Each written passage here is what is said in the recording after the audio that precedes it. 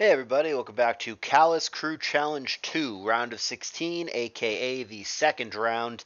It is a RBY match here between Christos and Vileman. Christos is on Lords of Cinder, which is one of the underdog teams in the tour.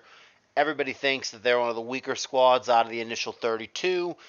You guys in the predictions in the Discord server predicted them to be at a disadvantage in all three of their matchups this round. And the Cryos B team, rather, B stands for better, I was told. The Cryos B team, with what a lot of people would consider an upset in the previous round, taking out TX3, the Tubby Tiger team of Finch, Zom, and Shiloh, which is a pretty strong squad. Crystal, with that noteworthy 2-0 black-white victory over Finch in his main and best tier, certainly stood out, and they are a strong team. So we'll see if the Cinderella story of the Lords of Cinder can continue. Now, this is the first match in their series, so this match will not determine which team is in, which team is out, but obviously you want to get out to a lead, and these are two players that are absolutely both experienced at the tier that we're playing here today, Gen 1 RBY. So it's Christos and it's Vileman. Let's go. Christos, Greek player, on the bottom. Vileman on the top. Both going to stay in. And it's going to be a T-Wave and a full para. She does get the lovely kiss attempt off on the next turn, but she misses. And there's another full para. So Christos off to a good start. Follows that up with a crit. And finally, lovely kiss going to connect. Jinx certainly going to use rest as soon as it can. Doesn't get to do it there thanks to yet another full para, but finally pulls it off on the following turn as Tauros scares it away. Now Body Slam coming down on a Cloister with its very high defense. It's totally fine with that, though it is noteworthy that Tauros does sometimes carry Thunderbolt in this gen, which Cloister does need to be aware of. Its special is not as awful in this gen as it is in future gens because its special attack stat is actually okay, which helps balance out its overall special stat, which is all clumped into one, but its special defense, as we all know, is terrible. Good trade there for Vileman, I think. I mean, granted it traded with a sleeping poke, but Starmie generally considered the stronger, more viable poke than Cloister. Starmie is like a top 6 mon, almost certainly, whereas Cloister, certainly viable, but is probably closer to the 8th or 9th best mon, something along those lines. So probably a good trade there, though like I said, it is noteworthy that Starmie was asleep, but all that really means is that Vileman could put something else to sleep, so that's fine. We have two paralyzed normals staring down each other, and it becomes lax on lax, as it so often does. One of them's got Earthquake, and out of the way he goes, as Reflect is established for Christos, but he's not happy with the matchup either, and we end up with Chansey on Chansey, which becomes Chansey on Lax. Vileman does not want him to have the possibility of Ice Beaming and freezing his Chansey, which is something he can't do to the opposing Chansey, because it's already paralyzed. And Body Slam is going to 1 in 256 miss there. Feel like I cannot go an RBY set without explaining either weird crit mechanics, weird freeze mechanics, weird after effect mechanics, or a 1 in 256 miss. It is a funky tier based on games that had a lot of programming flaws, and that is one of the quirks as we see here. But let's not miss this trade. Self-destruct is going to effectively result in the trade of Lax v Lax. It did require Tauros assistance, but fine. It leaves us in a 4-4 situation in a bull-on-bull mirror. Critical hit for Vileman, but now we've got a speed tie, and Christos does pull the trigger on Hyper Beam. Comes up well short of killing Executor without the crit, and will be picked off on the recharge turn. So now Zapdos going to have to get it done for Christos. Gets an agility off against a sleeping opponent. Why not? And 2 drill pecks later, there is no more Jinx. Chansey going to have to be the answer here, and that's going to deter Christos from staying in. Here comes the Bull on a full para turn, exactly what he would want. That's going to enable a free Body Slam against a sleeping opponent. Here's another Body Slam against a still sleeping opponent. And there's no reason not to continue Body Slamming. It is a very long nap for Christos Executor, and down that goes, leaving us now in a 2-3 situation. Big Hyper Beam on the way out knocks Zapdos to just 8%. 2-2 spot now. Chansey on Chansey. Here comes Eggs. And a great snipe for Christos, clicking Ice Beam there. A lot of players would have just soft-boiled, but he made the heads-up and aggressive play that is probably going to win him the game now, because now I believe the Chansey v. Chansey match, not only does Christos have an incredible chance to eventually freeze him, which effectively ends the game because he won't ever thaw, but the other thing is if it goes to PP here, the para is actually going to work in Christos' favor because he's got to skip turns and not waste PP, whereas Vileman has to actually do something every turn. So there's multiple avenues for Christos to win here. A freeze being the simplest one, but like I said, if it came to PP, he might get him that way as well. The other thing is, I guess Vileman can technically still win by getting a lot of timely full paras and then also dealing with the Zapdos. So this game isn't technically over, but it's very, very likely that Christos wins from this position, and that is very largely due to that aggressive Ice Beam that he sniped the Executor with. That was a really good play, really aggressive play. Like I said, very tempting to soft-boiled in that situation. A lot of players would, but Christos did the better thing, and it probably is going to win him the game. So far, he has not found the freeze that he's looking for with half a dozen or so attempts, but he still has more PP in the tank, more opportunities to find it. Still no. Let me just do a PP count here. We've got 6 of them. There we go. That is the freeze that he's looking for. And with that, Vileman knows that it is done. He's going to concede. It's going to be Christos making a nice little comeback in Game 1. Really good Ice Beam play there. Probably won him the game. That certainly wasn't the only good thing that he did, but that's the big turn that really stood out to me.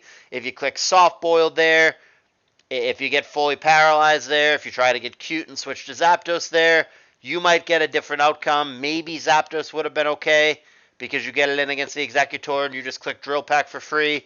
But like I said, a lot of less experienced RBYers there would have clicked Soft Boil just on autopilot because of how low he was. The Ice Beam Clay was clearly better. And from there, it was simple enough for Christos to win the game.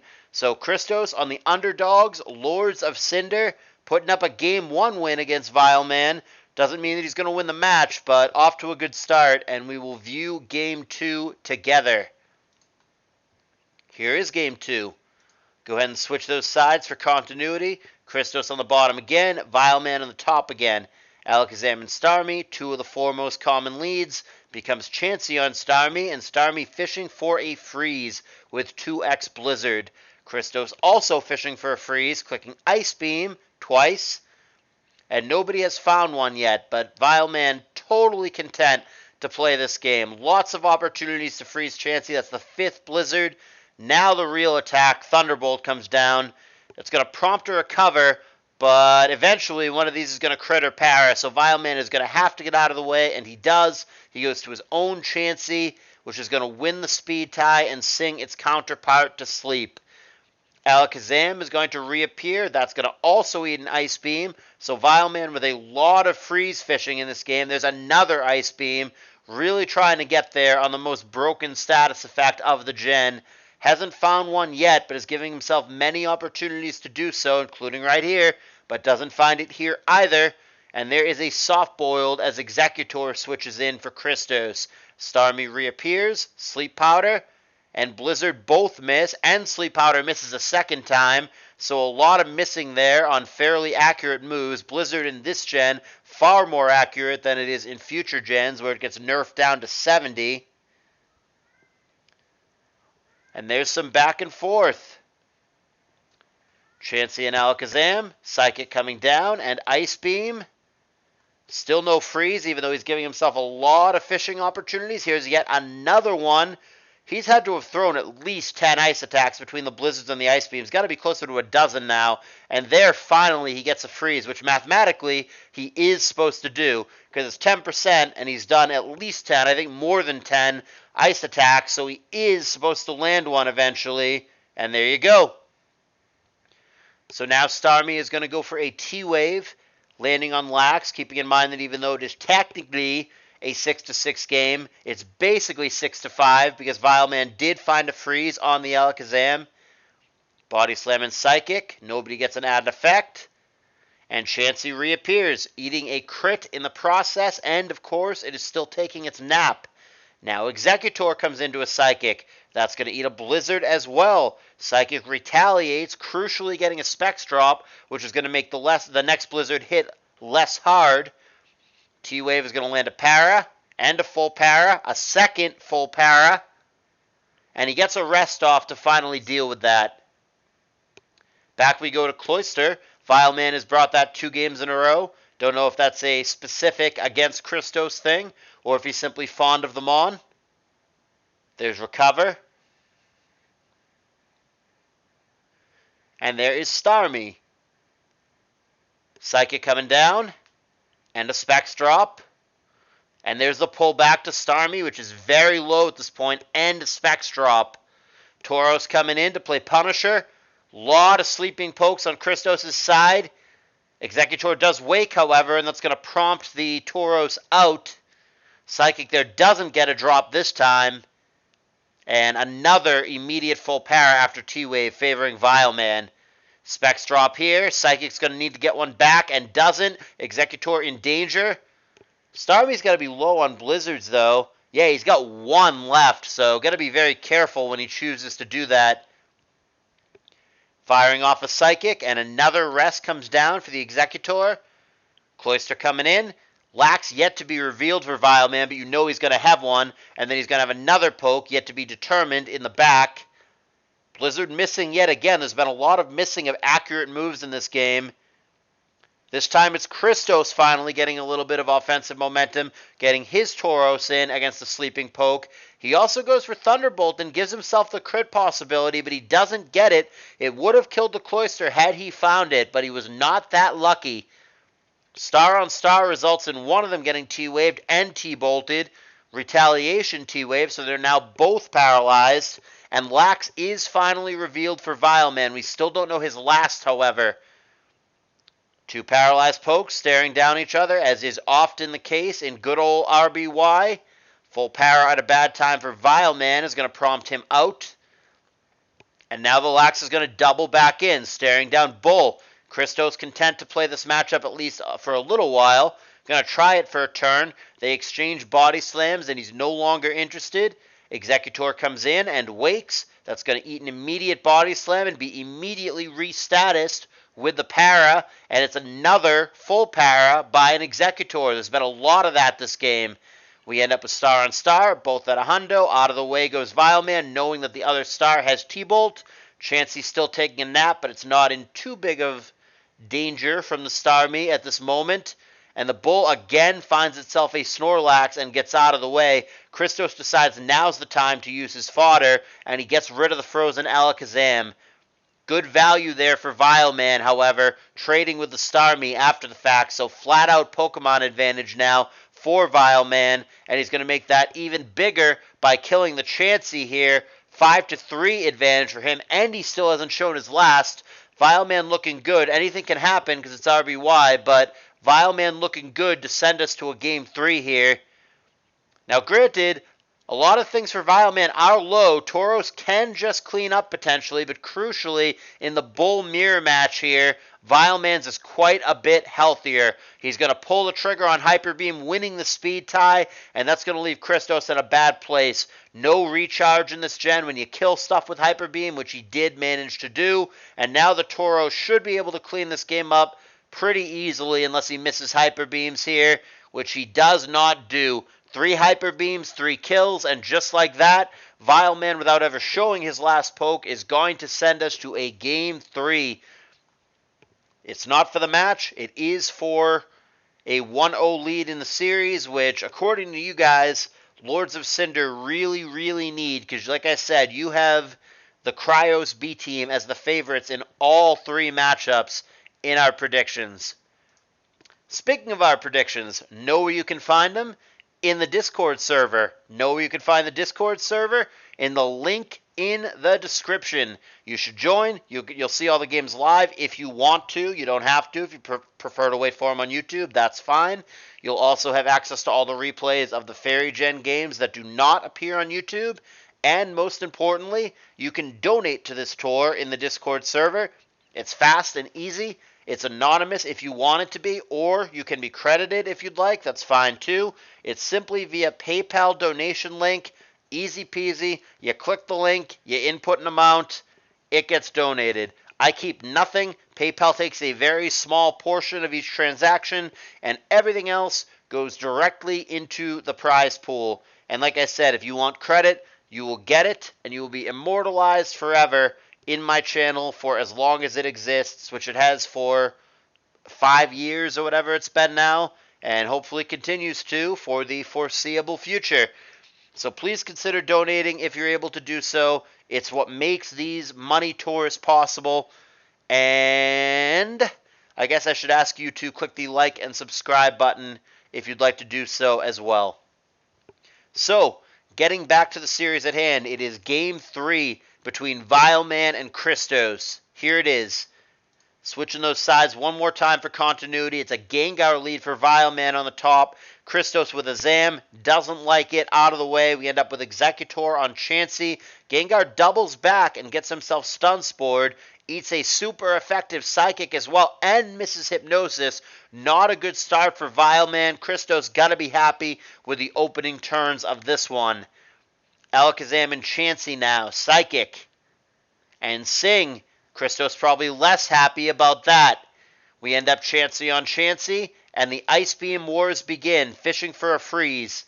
Gengar out of here doing a whole lot of nothing. Straight up Pokemon advantage for Christos. Like I said, clearly he's having the better start in this game. The only thing that's gone against him is his Zam is taking a nap, and that's fine, because that means that Vileman can't sleep something else, something more important than the Zam. So I think Christos is totally fine with that. Chansey gets paralyzed here, meaning it can't be frozen. Paralysis, in a way, is almost a good thing. It's almost protection. And Christos, already ahead, catches a big break there as well. On the first Ice Beam against Lax, he puts that on ice.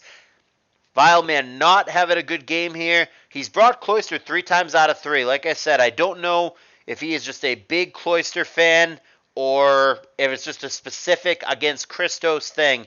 But he's brought it all 3 games. We'll see if it works out for him. He traded there via Boom with the already sleeping Zam, so meh.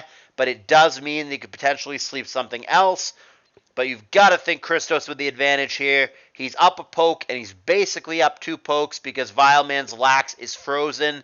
And Vileman is trying to pay him back in kind by blizzarding against the opposing Lax. Instead, here, he misses Hyper Beam. The next one he does connect with, but he doesn't get the crit that he was desperately fishing for. And that's going to be that. The fastest and most anticlimactic game is Game 3. This first one's 71 turns. This second one, 84 turns. This one here, nah. 25 turns, one-sided from the get-go. Christos got out to an early lead, snowballed it even further with the freeze, and Vileman was never able to come back. This one, an RBY beating. And Christos, the underdog, the whole team underdogs, according to you guys, puts up a match win for the Cinderella story of our tour. The Lords of Cinderella. Will that get the job done?